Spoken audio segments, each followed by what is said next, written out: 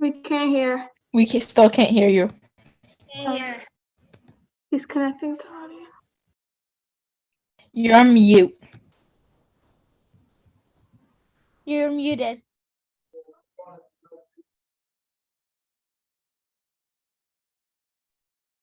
Was it just I was muted the whole time? I didn't realize it. No, you weren't. No, you weren't. No, now we could hear you. Now I can hear that. Okay, so let's what I did first is I summarized last week. So I'm going to skip that summary and go to the new material, because what I did last week and just listen to last week, and I'm not going to take the time to redo that. But so let me bring up the stuff for this week. Hold on. Okay, so switch here.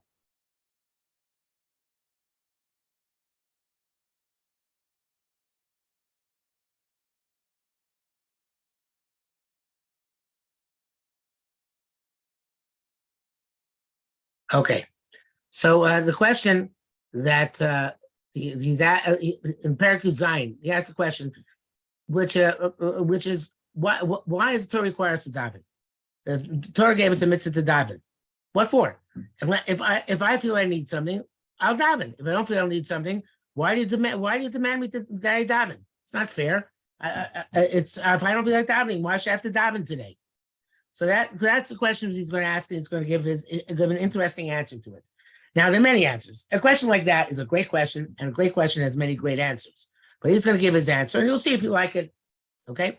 So he says here, starting right here, Hik Shabala Keda is one of the early Achronim. He asks the question, Sharkov Ches, Amash Ches Amuzal, the Tefillah mitzvah say min Torah. Tefillah is a mitzvah say. It's a positive command in the Torah to daven. Why should tefillah be a mitzvah, an obligation? Since tefillah, it's for my benefit, right? For me to ask for what I need, either myself or for Am Yisrael, whatever the case may be. It's for us. It's not appropriate to make it a mitzvah and an obligation on us. Every person will daven on his own when the time comes, when he wants to have a benefit or get something good. And any person who doesn't make a request of Hashem, it's his loss. My bets though he's brought up with Tefillah. Why does Hashem make us daven? What's the advantage of davening? So to Tirates has Nezar Kodesh, the Sefer answers.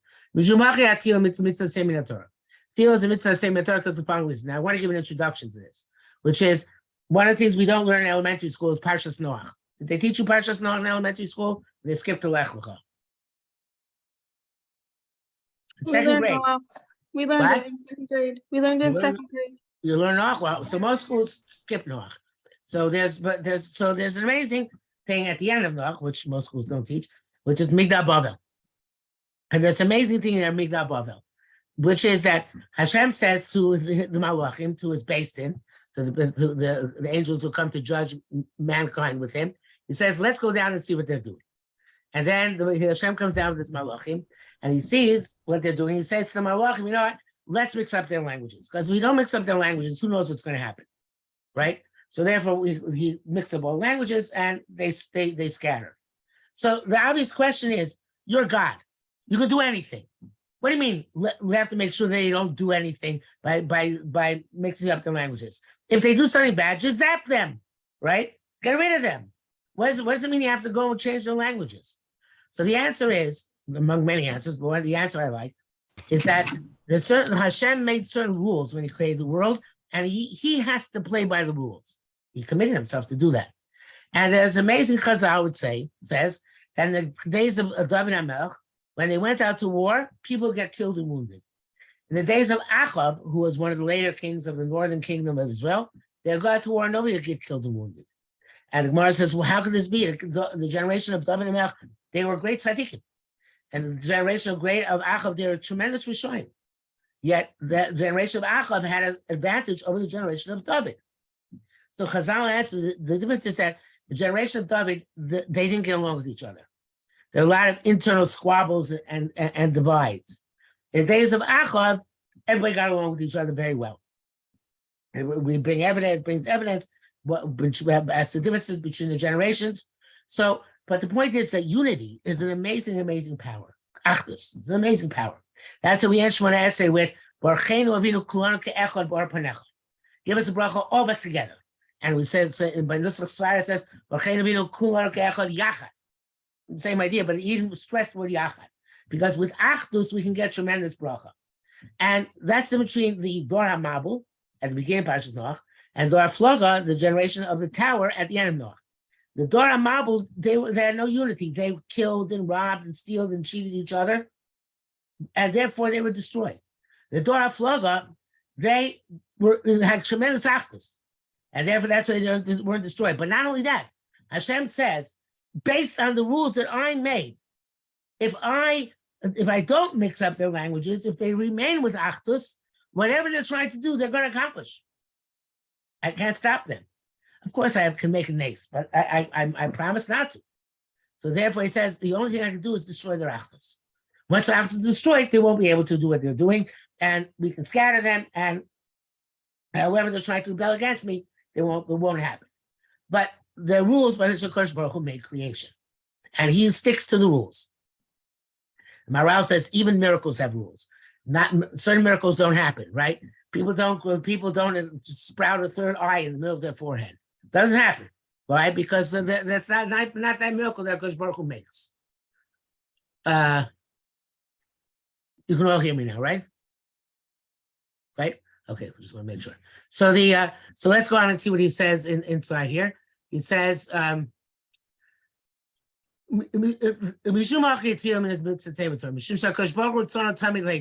always wants to do good. Hashem is good and does good to everyone. Rav Chesed, he's full of Chesed. Chesed, who wants to prepare to do Chesed, brios, with all the creatures, besipuk tzorkam umzonos, giving them what they need for in food, etc. But most people are full of sin. Most people are sinners. And Hashem created this concept of Midas Hadin. Midas Hadin means that there are angels, there are spiritual forces, which say if somebody's a Rasha, don't give him anything. He doesn't deserve it. And that is called Midas Hadin, not because it's wrong, that's justice. Justice demands that if you don't deserve something, you shouldn't get it. Chazal say that one of the reasons Hashem gave us Torah mitzvahs in this world, which seems unnecessary, because it says Hashem created the world to be mated with us, to do good to us, right? So let him just do good. Why do we have to do mitzvahs and avoid averos in order to get that good, in order to get Olam Haba? And the answer is that Hashem wants us to earn it, because if you earn something, you feel much better about it. It's that much more satisfying when you earn something than when you just get something for nothing. So part of earning something is that there are consequences if you don't do what's right. If you do what's right, you don't get tremendous schar. If you don't go do what's right, you get onish. So therefore, Kodesh Baruch Hu made a system in which there is midas harachamim, but there's also midas hadin. So if a person is not worthy of getting a bracha, he can't get the bracha. So therefore, he's stuck. Hashem can't be mating for him. Of course, Hashem could, but he's not going to, because that's the way he made creation. That you get what you deserve. A little bit more, but you get what you deserve.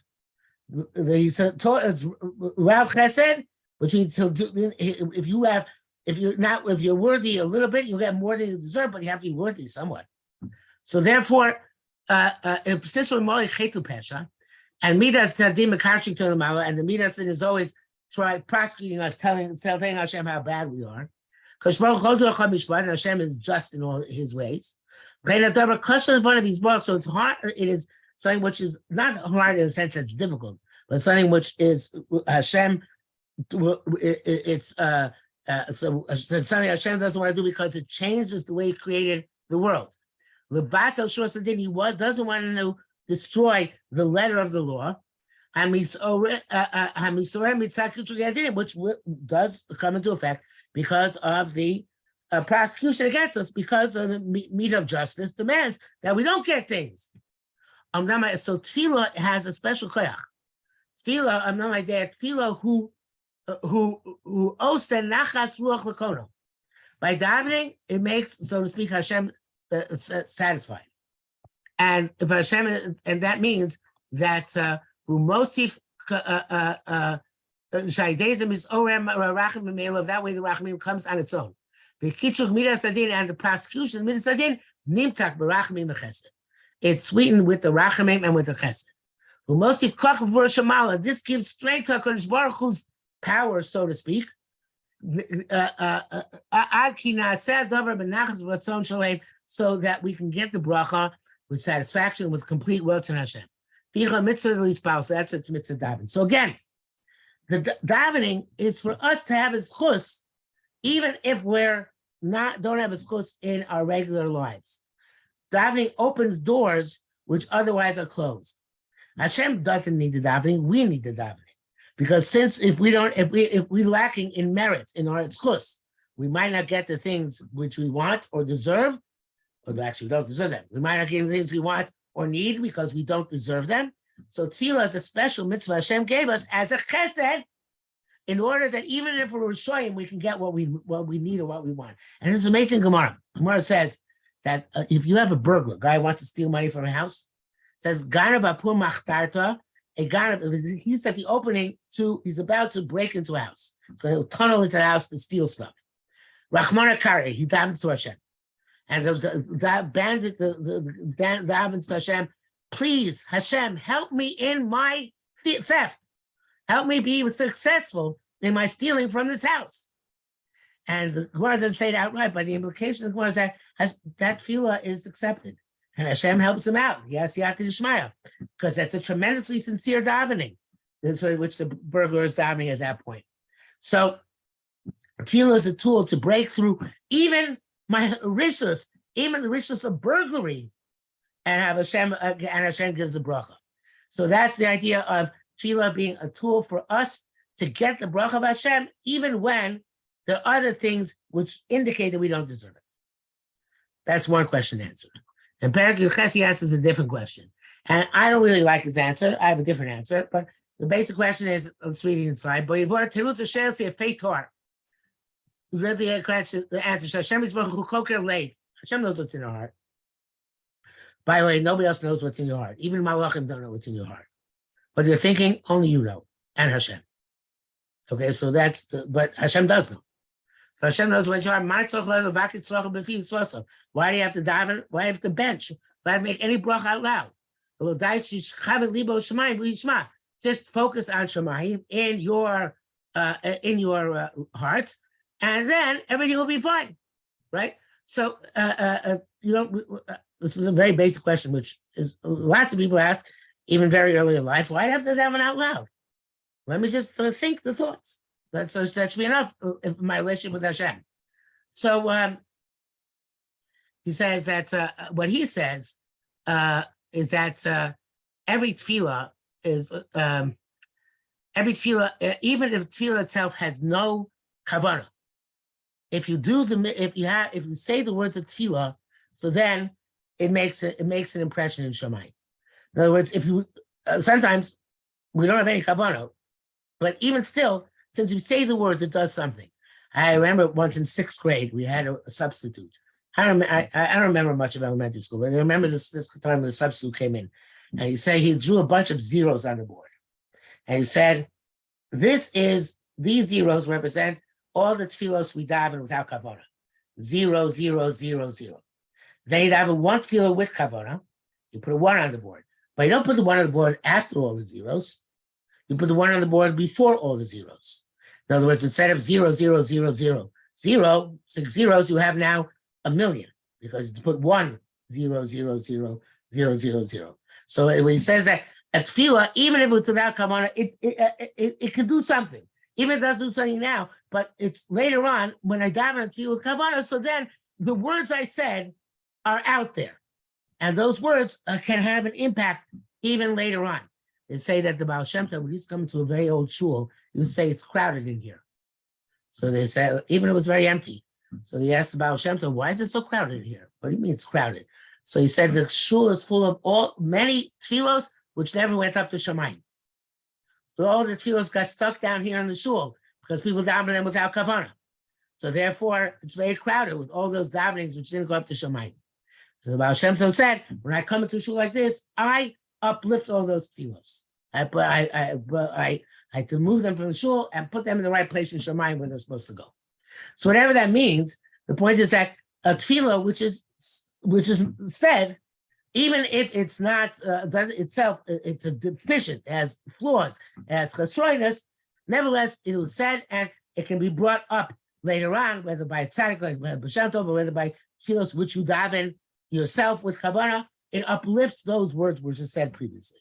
They're there, they exist. Now they can be uplifted. If you were just thought words of tefillah and you weren't able to think because you had no kavannah, there's nothing which was actually said. There's nothing can be uplifted retroactively. That's his answer.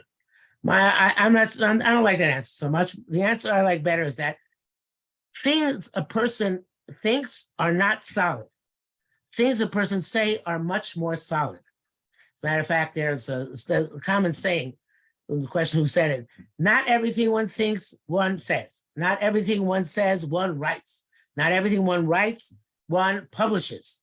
Because each level is making something more powerful and more definitive. And a thought which I just think doesn't make an impression on me like a thought which I express. And that's why the main mitzvah of learning Torah is to learn Torah by saying the words. It says it's a good thing to think thoughts of Torah. But to learn Torah, really to get the mitzvah of Talmud Torah, you're supposed to say the words. Because words impact upon our neshama. And words impact our neshama in a way which is different than just thinking the thoughts. Thoughts just keep flowing. Words fix them. And that's what, especially if you daven with a mouth. We don't do this. It's unfortunate. But a person should daven. Maybe girls do more than boys.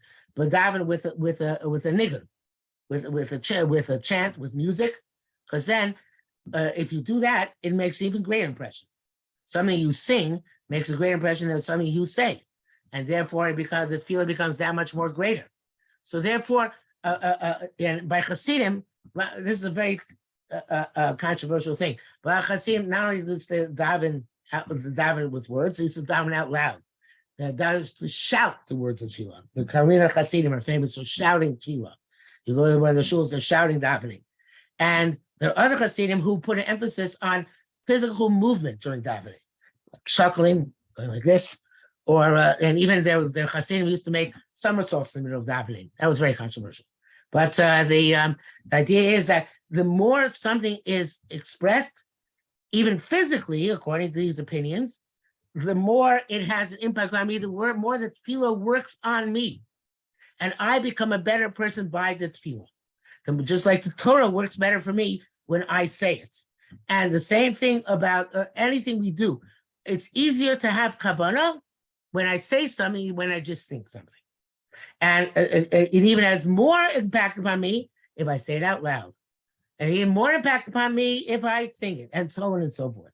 And therefore, since davening is supposed to change me, davening is not just for Hashem, davening is mostly for me, that I should become a better person. I could come closer to Hashem. So therefore, the way I can make davening more powerful, or any bracha, or anything more powerful, are the ways in which Kodesh Baruch Hu wants us to daven. So that's my answer to the question why we daven out loud, because it impacts on us to a much greater extent. Okay, we have less than a minute left, so I wanted to, next week I'm going to start with a different topic. I'm going to do with you the Kuntras HaChesed in the Michta Melio. Now, some of you might have at home either Michta Melio or Strive for Truth, which is the English translation. And if you want to, I'll put up on the screen the Hebrew like always, but if you have at home the English, or you have at home the Sefer, so then it'll be probably helpful if you use it as well. So ask around, ask your parents, ask your siblings if there's a Strive for Truth or Michta Melio at home, and then I think you'll enjoy it very much. Okay, see you Mir Hashem tomorrow. Take care. Thank you. Thank you. Thank you.